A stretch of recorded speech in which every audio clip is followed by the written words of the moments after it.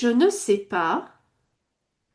Alors, désolé, je vérifie juste parce que notre orateur suivant est, je crois, n'est pas encore arrivé, me semble-t-il. Alors, je vérifie juste. La voilà, elle est arrivée. Merci. Alors, je vais maintenant présenter Anna, Anna Pasco. Anna, est-ce que tu peux me rejoindre? Merci, Anna. Alors, ce matin, je t'ai un peu précipitée. Elle est très gentille de nous rejoindre. Elle est sur la côte ouest. Euh, alors, je vais enlever ça vite fait. Donc, il est très tôt pour toi. Oui, tout à fait.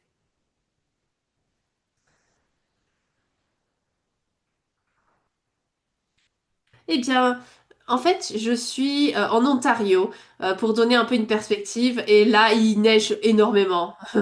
Tout est blanc. Donc, ça fait très Noël hein, à l'extérieur. C'est très beau en tout cas. Alors, je voudrais vous présenter Anna. Anna, en fait, je vais te laisser te présenter toi-même, mais je vais dire à tout le monde que Anna a été notre gagnante euh, de notre cérémonie de remise des prix en oncologie Cancer du Rein Canada sur donc les soins infirmiers en oncologie. Et lorsque j'ai vu Anna sur la conférence des infirmières en oncologie, cette jeune femme était très très recommandée par le docteur Merian Souleimani au centre donc de BC du cancer. Avant de commencer, je vais d'abord te laisser te présenter et ensuite je te demanderai si tu peux éventuellement partager un peu sur toi. Alors je ne sais pas si tu as de diapos. Non, pas de diapos aujourd'hui. Eh bien, on aura une conversation avec toi. Je te laisse te présenter. Bonjour à tout le monde partout au Canada. C'est vraiment merveilleux de faire partie de ce bel événement et je voudrais vraiment remercier. Je suis vraiment honorée d'être ici, particulièrement par une organisation qui aide tant d'individus qui souffrent du cancer du rein. Mon rôle à BC Cancer Vancouver, c'est un mélange d'accompagner les patients à travers leur traitement les éduquer et voilà, remplir un peu ces trous de manque d'informations voilà, qu'ils n'auraient pas parce qu'ils voient différentes personnes et parfois c'est difficile de retenir toute l'information en une seule fois. Donc lorsque de nouveaux patients arrivent, je reviens, voilà, je leur permets de comprendre leur diagnostic, le type de traitement qu'ils ont, le type d'effet indésirable qu'ils pourraient expérimenter. Et ensuite, je travaille de très près avec l'oncologue pour voilà, contacter les patients, appeler peut-être les oncologues une ou deux fois par semaine parfois pour voir où est-ce qu'ils en sont avec leur traitement et s'il y a vraiment quelque chose d'important qui nécessite une attention médicale urgente. Voilà un petit peu ce que je fais dans le soin ambulatoire à BC Cancer Vancouver. Et j'aide également à la communauté à travers cela. Et la plupart de ces patients vivent leur vie en ayant une tumeur bénigne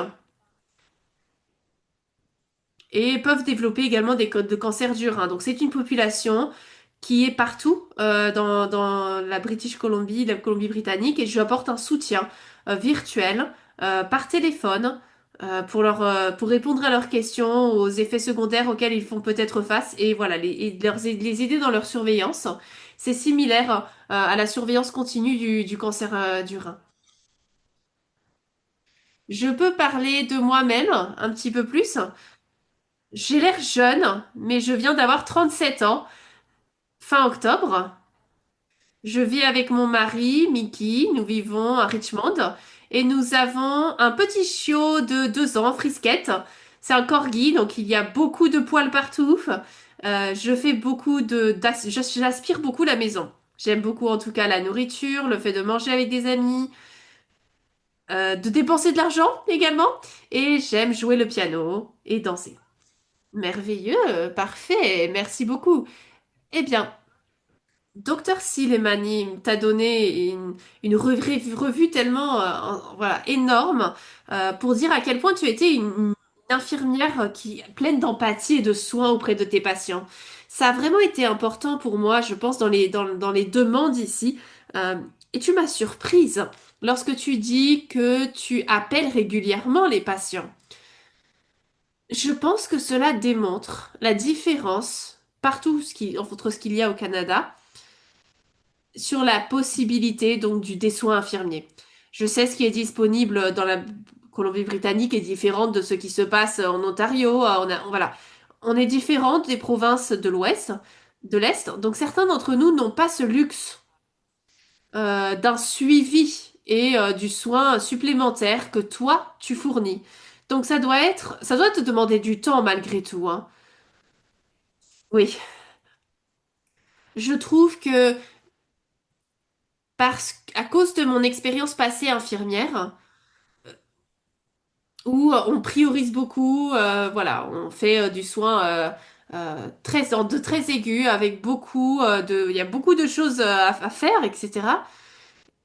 Et d'être dans un environnement ambulatoire m'a permis euh, de mettre des limites de ce que je dois faire et de ce qui est plus important, de prioriser les choses. La chose la plus importante, c'est de m'assurer que les patients ont la foi, ont une certaine foi, une confiance. Et voilà, le système est compliqué pour eux de santé s'ils ne sont pas sûrs s'ils doivent voir ce docteur, cet hôpital, un hôpital qui peut être à 6 heures, alors qu'ils peuvent dire, bah, en fait, cet hôpital est à 2 heures de chez moi. Donc peut-être que je vais y aller au lieu d'aller là-bas. Et cela les aide beaucoup, ce conseil, parce que c'est énormément de choses à vivre pour eux. Et je téléphone également l'infirmière de l'hôpital où la personne va pour lui donner une information de ce qui se passe pour ce patient. Comme ça, ils pourront être mieux priorisés et suivis. Waouh! Ça a l'air vraiment fantastique. J'aimerais qu'on puisse avoir ça, nous, en tout cas, mais ça a vraiment l'air fantastique. C'est quelque chose que d'autres provinces dont ils pourraient s'inspirer à Cancer du Rein Canada. Nous soutenons en tout cas vraiment ce type de traitement pour tous les patients partout dans le Canada. C'est vraiment intéressant parce que tu as souligné, alors je ne veux pas voilà, te mettre sous la lumière, mais tu dis aux patients quand et où aller à l'hôpital. Est-ce qu'il y a euh, parfois, parfois les patients ne savent pas quand appeler l'hôpital. Est-ce que tu peux parler un peu euh, des symptômes qu'ils pourraient avoir lorsqu'ils sont en thérapie systémique? Euh, Est-ce qu'ils devraient voir un docteur? Oui, certaines thérapies, comme on le sait, hein, comme l'immunothérapie, peut causer euh, euh, une réponse inflammatoire, particulièrement euh, comme la pneumonitis,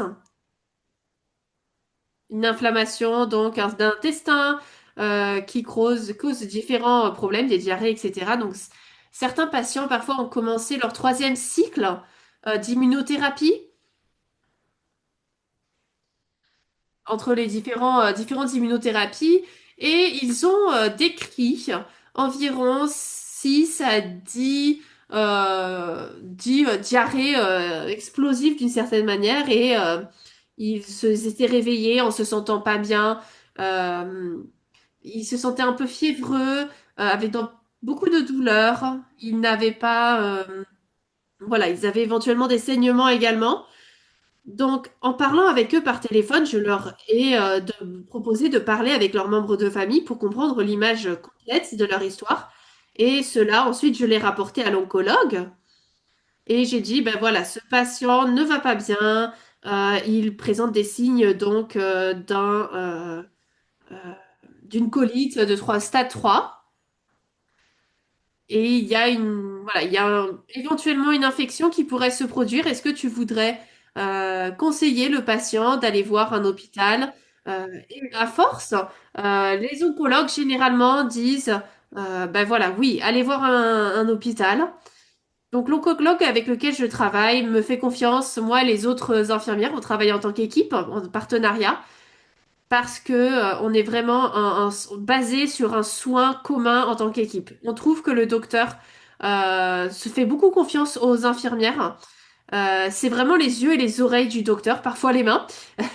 Euh, Ils suivent ainsi leurs patients parce que il y a une quantité de patients qu'ils voient énorme maintenant, malheureusement. Et donc, c'est difficile pour eux d'appeler les patients.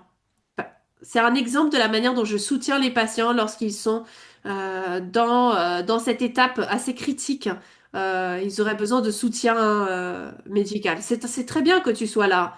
C'est quelque chose, quand tu parles, c'est quelque chose que nous expérimentons à Cancer du Rein Canada lorsque nous parlons avec nos infirmières oncologues partout au Canada et nous disons quelle équipe pleine de valeurs est-ce que nous avons. Je dois dire en fait que nous aimons vraiment euh, euh, aller aux différents endroits parce que nous pouvons présenter les différents prix, mais nous trouvons que les infirmières sont tellement engagées dans le soin auprès des patients.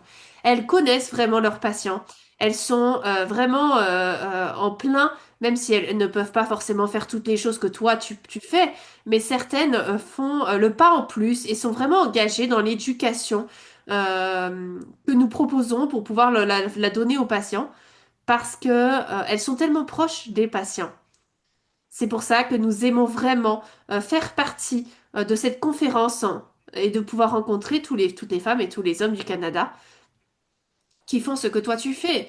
Je ne peux que te remercier, Anna, pour ce que tu fais journellement. Et je suis sûre que tous tes patients apprécient vraiment. J'ai eu une petite note de Russell dans le chat. Je pense que tu as rencontré Russell à la conférence également. Il veut vraiment te passer le bonjour et te remercier.